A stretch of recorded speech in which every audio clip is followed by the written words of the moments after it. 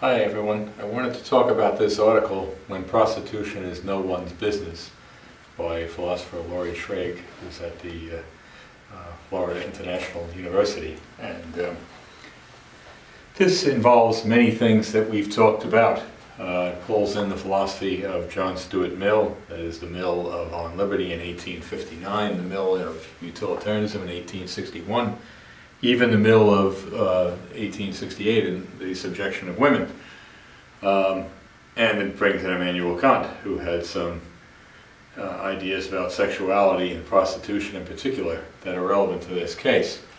So I guess what was the spur for her to write this article was the case of a woman. Her name was Britton, and in fact she had been divorced, abused by her husband, and as a result needed to, it was Brandy Britton, a former university professor and mother who was separated from her abusive husband. She sought dates and accepted gifts from men that she entertained in her home with the goal of staving off the foreclosure of her home. And her husband put undercover agents onto her after leaving her and abusing her. In 2006, she was subject to an undercover arrest and charged with 4 counts of prostitution. A week before she was tried in court, she committed suicide.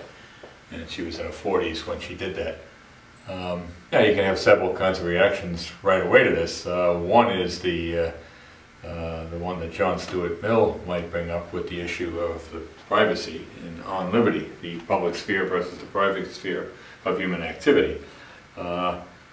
Was her activity doing harm to anyone else? Was she, was her accepting gifts and money from male suitors? Was that something that did harm to the general population, or harm to anyone in particular? I don't mean harm upsetting them, and in that way it obviously upset her husband. It might upset some neighbors.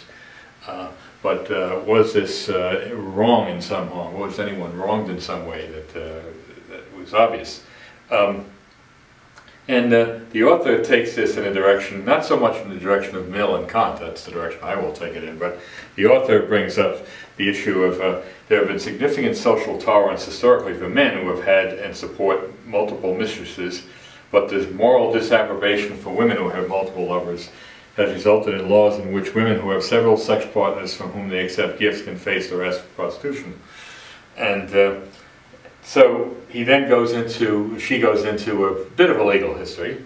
Laws against adultery have mostly been repealed or unenforced, she says. Eisenstadt versus Baird, 1972, recognized the right of unmarried people to have access to contraception and therefore to engage in procreative sex. By the way, this will bring in the issue of the abortion article by Gary Gutting later in this section on women that we're going to look at next time. That also comes into play here because the 14th Amendment is the right to privacy, right to use, that ultimately was the foundation for Roe versus Wade and the legalization of abortion. But that touches on the contraception I just mentioned, and also the right of this woman to have had these liaisons.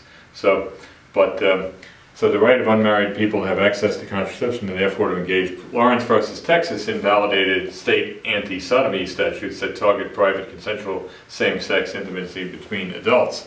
So the right to privacy has been consistently upheld. If you start in 72 and then 73 in Roe versus Wade, and you go to Griswold versus Connecticut in 1965, leading up to Roe versus Wade, the right to use contraception, there was inexorable momentum going towards Roe versus Wade, and so this is what in fact happened here, so she asks, can we really draw a bright line between a person who has casual sex in private with various lovers and a person who has sex in private with very short-term and long-term lovers from whom she accepts monetary support?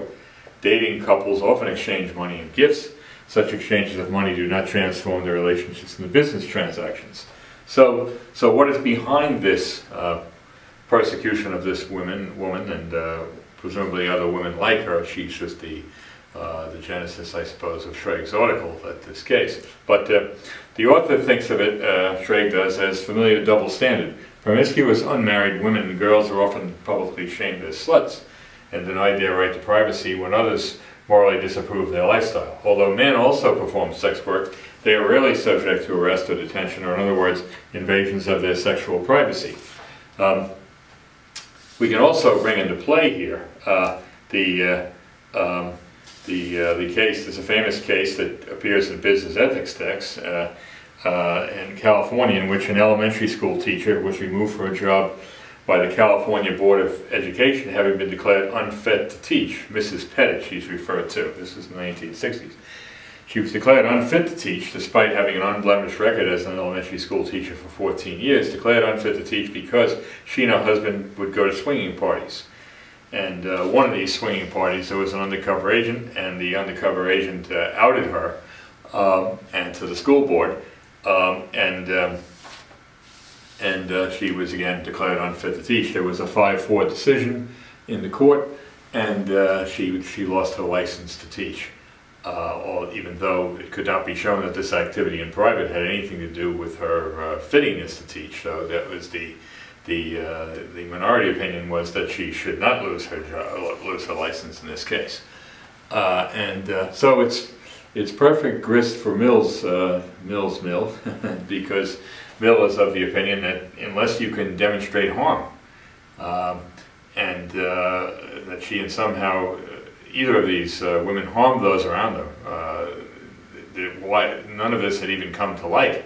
Nothing would have come to light in the California school teacher case, Mrs. Pettit, if it were not for this undercover detective who outed them.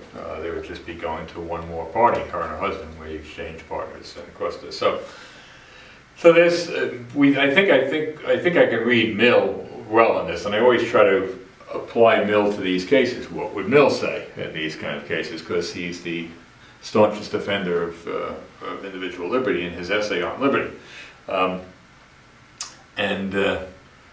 That essay is grounded in what he would later write, Utilitarianism, 2 years later, because it all comes back to, does individual liberty contribute to the happiness of society? If the thing in question does not contribute to overall well-being, then it can be found to be wrong.